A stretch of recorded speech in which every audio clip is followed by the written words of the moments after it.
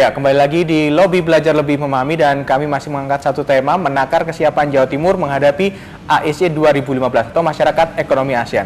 Saya lanjut lagi perbincangan dengan Pak Aji, dan bagi Anda pemirsa yang ingin bergabung bersama kami, Anda bisa menghubungi nomor telepon 031 582 596 54. Pak Aji, ada beberapa produk Anda ini saya lihat ada yang menggunakan kain, semacam kain songket begitu ya Pak Aji ya. Apakah ini memang satu upaya Anda untuk memberikan inovasi-inovasi selain yang hanya berbahan baku kulit saja untuk menarik lagi minat masyarakat khususnya yang ada di Jawa Timur, di Sidoarjo sendiri, atau memang inilah market nantinya Anda untuk go internasional, cara untuk menuju ke sana?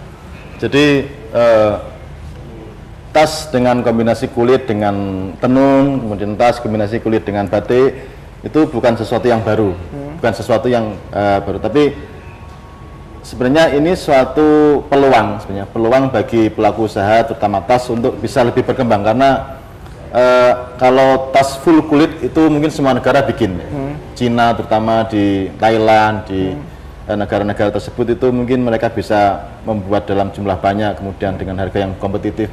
Tapi ketika kita sudah memunculkan unsur lokal, jadi apa yang kita punya seperti ini adalah produk yang terbaru kami luncurkan. Jadi kombinasi antara kulit kemudian batik dibordir di atas anyaman tikar ya.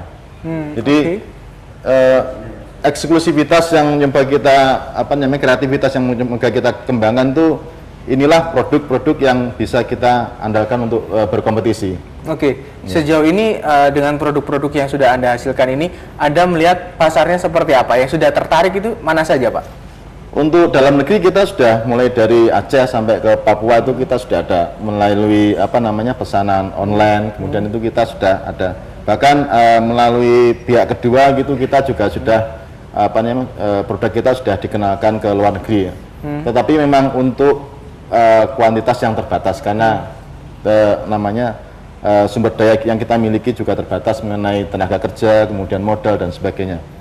Tapi sebenarnya ini merupakan suatu peluang yang bisa kita kembangkan. Artinya mungkin peran pemerintah di sini mungkin bagaimana merangkul semua pelaku usaha ini mendapatkan suatu payung, sehingga masing-masing pelaku usaha itu berasa.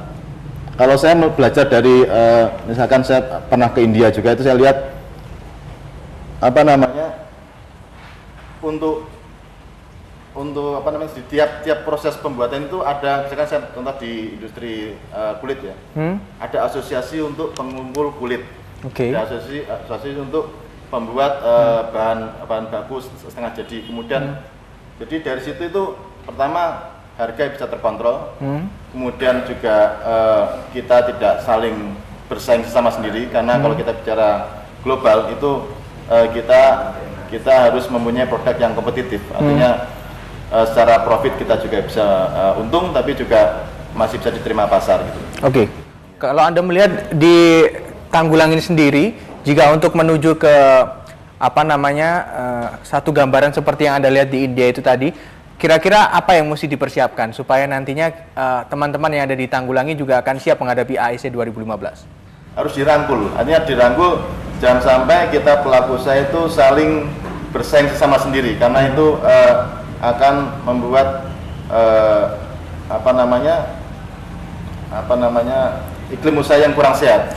Sebenarnya misalkan produk yang kita buat misalkan untuk seperti tas kulit dengan kombinasi batik, mungkin harganya itu bisa sampai 1 juta ke atas.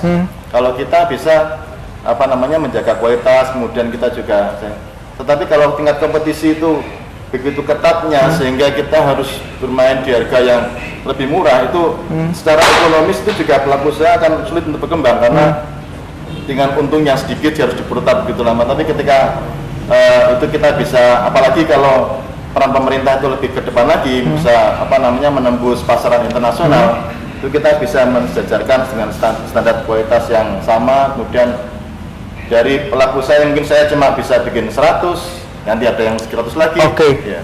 Oke, kalau saat ini Pak Aji di Sidoarjo khususnya yang ada di Tanggulangin, ini kan masih masih ada, saya lihat memang masih ada begitu banyak toko-toko maupun pengrajin tas yang masih menghasilkan produk-produk begitu ya Pak ya. Kalau tadi Anda menyinggung kurang dirangkul ataupun mungkin pihak perajinnya tidak bersatu begitu, ini lebih banyak faktor yang mana? Kurang pemerintah kurang merangkulnya atau dari para perajinnya sendiri tidak bersatu sehingga meminta rangkulan itu tidak kompak atau bagaimana ini Pak Haji? Dua-duanya sebenarnya. Sebenarnya kalau ada inisiatif dari pemerintah untuk merangkul pelaku usaha yang sejenis, kemudian selain dirangkul itu juga disediakan peluang-peluang untuk mempromosikan, kemudian melalui media seperti ini kita bisa melihat bahwa produk kita itu bisa dipromosikan gitu. Bagaimana misalkan dalam skala kecil, bagaimana produk Tanggulangin itu menjadi sebuah produk yang bisa jadikan kebanggaan warga Sidoarjo, kebanggaan warga Jawa Timur tentang kualitasnya. Jadi orang pergi ke Tanggulangin bukan mau cari tas murah, tapi mau cari tas berkualitas dengan harga yang pantas gitu. Ketika kita masyarakat sudah memberi judgement, menjadi penilaian bahwa kalau mau ke Sidoarjo itu, mau ke Tanggulangin itu mau beli tas murah, akhirnya ya akan seperti itu terus. Kita tidak bisa terangkat secara ini. Padahal kalau misalkan kita bicara, karena itu masalah pencitraan itu sangat penting sekali. Misalkan ada mahasiswa dari universitas tertentu dengan kreativitas marketingnya dengan demikian bagusnya itu menjual produk yang sama, sama dari made in Tanggulangin, tapi dengan kemasan yang sedemikian bagus sehingga dicitrakan bagus, harganya bisa eksklusif begitu ya, bisa sangat tinggi.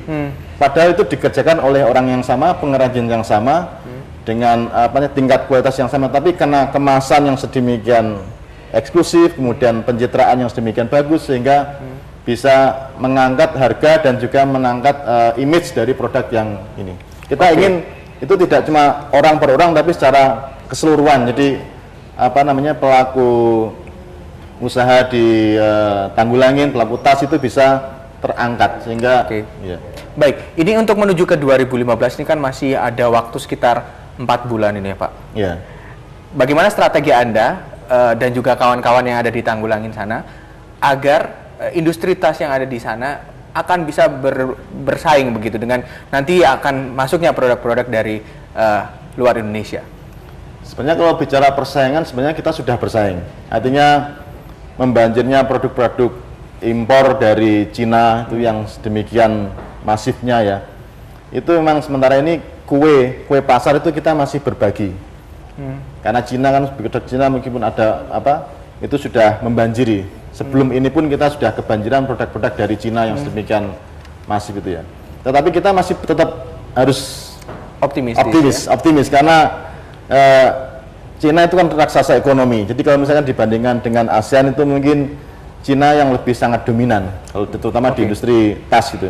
Tapi kita masih mencoba bertahan, masih mencoba untuk dengan segala kemampuan yang ada, kita mencoba untuk menampilkan apa yang kita punya. Artinya apa yang bisa kita unggulkan, bagaimana misalkan daya tahan dari produk yang kita produksi itu bisa lebih lama karena mungkin penampakannya bagus, tapi setelah 2-3 tahun ternyata terutama yang tas imitasi itu rusak dengan sendirinya, belum dipakai gitu. Kalau Anda melihat dari negara-negara di Asia Tenggara yang tergabung dalam ASEAN ini, Anda melihat kompetitor paling kuat dari Indonesia siapa?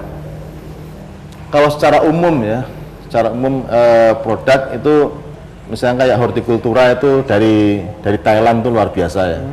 Jadi mungkin nanti tidak lama namanya durian montong itu akan murah mengalahkan durian petruk kalau misalkan biaya masuk itu akan dihilangkan. Ya, hortikultura, kemudian juga industri produk alas kaki, sepatu, sandal dan sebagainya itu dari Thailand, Vietnam itu negara industri baru yang cukup mengancam ya. Saya kira 2 negara itu kalau bicara mengenai industri. Oke, apa pesan Anda untuk teman-teman sesama pelaku UMKM yang ada di Sidoarjo atau terutama yang ada di Jawa Timur agar nantinya dalam menyambut hadirnya AEC 2015 ini ditanggapi dengan sikap yang penuh optimistis? Pak Haji, silakan. Ya, Ya memang itu sudah suatu nature-nya ya, artinya kita harus bertahan hidup dengan kondisi yang sekarang.